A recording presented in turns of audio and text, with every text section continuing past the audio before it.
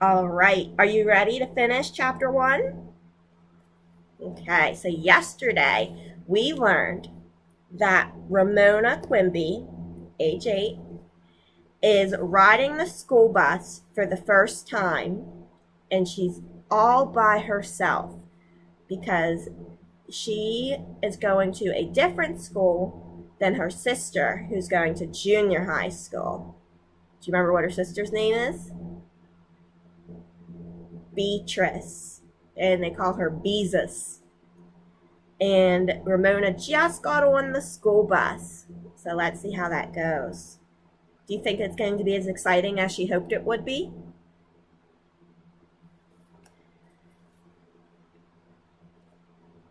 Good morning. I am Mrs. Hannah, your bus aide, said a woman sitting behind the driver.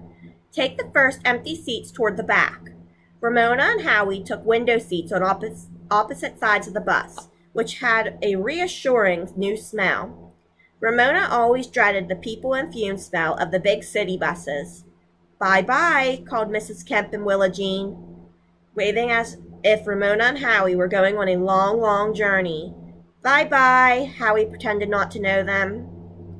As soon as the bus pulled away from the curb, Ramona felt someone kick the back of her seat.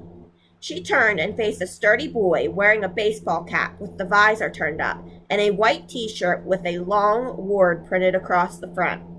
She studied the word to see if she could find short words in it, as she had learned to do in second grade. Earth, quakes, earthquakes, some kind of team. Yes, he looked like the sort of boy whose father would take him to ball games. He did not have a lunchbox, which meant he was going to buy his lunch in the cafeteria. A grown-up would not call him a purple cootie. Ramona faced front without speaking. This boy was not going to spoil her first day in the third grade.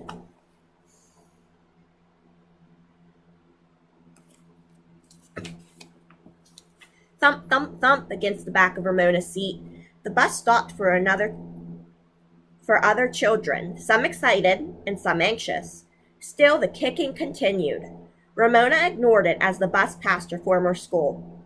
Good old Glenwood, thought Ramona, as if she had gone there a long, long time ago. All right, Danny, said the bus aide to the kicking boy. As long as I'm riding shotgun on this bus, we won't have any kicking the seats, understand? Ramona smiled to herself as she heard Danny mutter an answer. How funny! The bus aide saying she was riding shotgun as if she were guarding a shipment of gold on a stagecoach, instead of making children behave on a little yellow school bus. Ramona pretended she was riding a stagecoach, pursued by robbers, until she discovered her eraser, her beautiful pink eraser, was missing. Do you remember? Dad gave Ramona and Beezus a new pink eraser for their first day of school. Did you see my eraser? She asked a second grade girl who had taken the seat beside her. The two searched the seat and the floor. No eraser. Ramona felt a tap on her shoulder and turned. Was it a pink eraser? Asked the boy in the baseball cap. Yes, Ramona was ready to forgive him for kicking her seat. Have you seen it?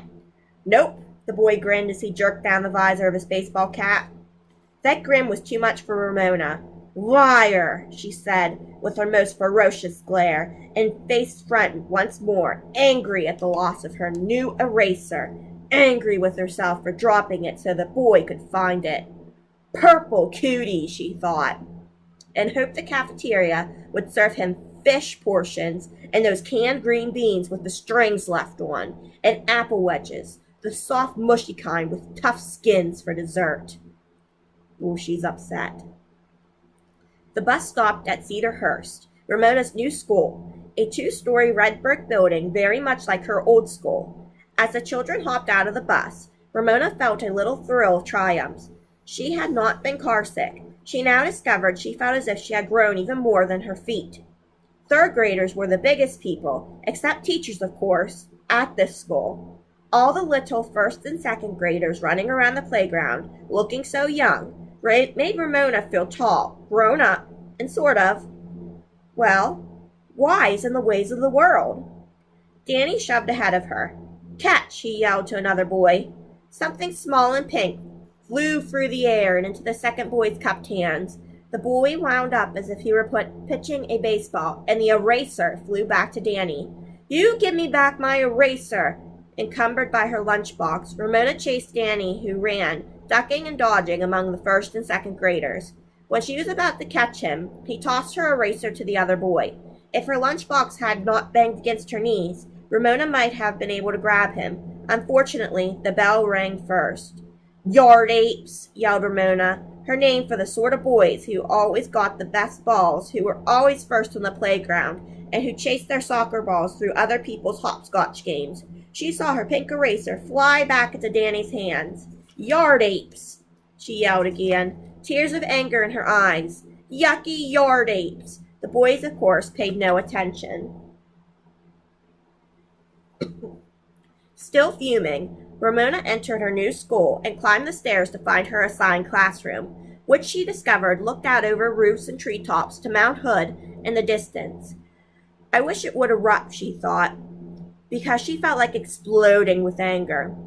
Ramona's new room was filled with excitement and confusion. She saw some people she had known in her old school. Others were strangers. Everyone was talking at once, shouting, greetings to old friends or looking over those who would soon become new friends, rivals, or enemies. Ramona missed Howie, who had been assigned to another room. But wouldn't you know, that yard ape Danny was sitting at the desk, still wearing his baseball cap and tossing Ramona's new eraser from one hand to another. Ramona was too frustrated to speak. She wanted to hit him. How dare he spoil her day? All right, you guys, quiet down, said the teacher. Ramona was startled to hear her class called you guys. Most teachers she had known would say something like, I feel I am talking very loud. Is it because the room is noisy? She chose a chair at the table at the front of the room and studied her new teacher. A strong-looking woman with short hair and a deep tan, like my swimming teacher, thought Ramona. My name is Mrs. Whaley, said the teacher, as she printed her name on the blackboard. W-H-A-L-E-Y. I'm a well with a Y for a tail. She laughed, and so did her class. Then the well with a Y for a tail handed Ramona some slips of paper. Please pass these out, she directed. We need some name tags until I get to know you. Ramona did as she was told, and as she walked among the desks, she discovered her new sandals squeaked. Squeak, creak, squeak. Ramona giggled, and so did the rest of the class. Squeak, creak, squeak. Ramona went up one aisle and down the other. The last person she gave a slip to was the boy from the bus, who was still wearing his baseball cap. You give me back my eraser, you yard ape, she whispered. Try and get it, Bigfoot, he whispered back with a grin. Ramona stared at her feet. Bigfoot? Bigfoot was a hairy creature 10 feet tall who was supposed to leave huge footprints in the mountain snows of southern Oregon. Some people thought they had seen Bigfoot slipping through the forest, but no one had ever been able to prove he really existed. Bigfoot indeed. Ramona's feet had grown. But they were not huge. She was not going to let him get away with this insult. Superfoot to you, yard ape, she said right out loud, realizing too late that she had given herself a new nickname. To her astonishment, Yard Ape pulled her eraser out of his pocket and handed it to her with a grin. Well, with her nose in the air, Ramona squeaked back to her seat. She felt so triumphant that she returned the longest way around and bent her feet as much as she could to make the loudest possible squeaks. She had done the right thing. She had not let Yard Ape upset her by calling her Bigfoot, and now she had her eraser in her hand. He would probably call her Superfoot forever, but she did not care. Superfoot was a name she had given herself. That made all the difference. She had won. Ramona became aware that she was squeaking in the midst of an unusual silence. She stopped mid-squeak when she saw her new teacher watching her with a little smile. The class was watching the teacher. We all know you have musical shoes, said Mrs. Whaley. Of course the class laughed. By walking with stiff legs and not bending her feet, Ramona reached her seat without squeaking at all. She did not know what to think.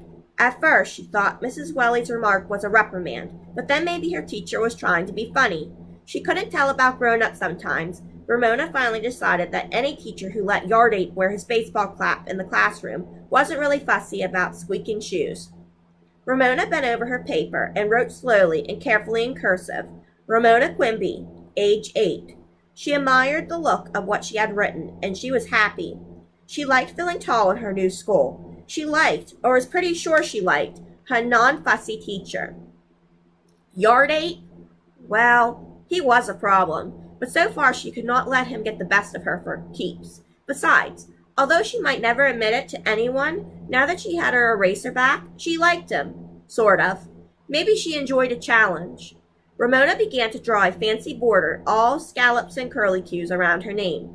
She was happy, too, because her family had been happy that morning, and because she was big enough for her family to depend on. If only she could do something about Willa Jean. The end of Chapter 1. Tomorrow we will read Chapter 2 at Howie's house. What do you think that will be about? Will Ramona and Willa Jean get along? Have a great day, friends. Stay groovy.